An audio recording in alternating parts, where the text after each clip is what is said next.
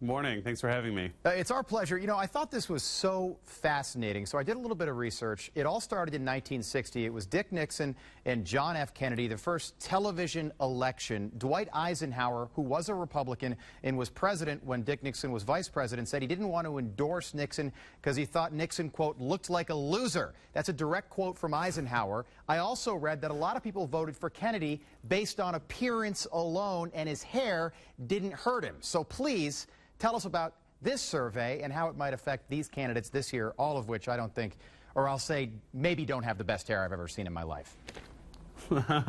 Well, it's a really interesting survey conducted by Men's Rogaine, and it actually upholds that initial thought that Americans do have some really strong opinions about the appearance of their political candidates.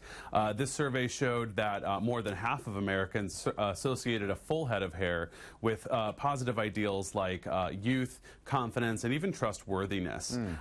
More than half said that they found that a hairstyle was more important than a political candidate's wardrobe, which is also really telling. So the same rings true. These political candidates need to not only stay firm in their issues, but they also need to be maintaining, a full head of hair and also a consistent head of hair. There was one statistic that said that more than a third of applicants said that if a political candidate were to change their hairstyle, they would associate that with a tendency to flip-flop on issues. So there are some real consequences when it comes to grooming or not grooming in political candidates. Geez, Dan, it really is fascinating. So let's say we've got Hillary Clinton for the Democrats and Donald Trump for the Republicans. Both have full heads of hair. Is Donald Trump's hair a pro or is it a con?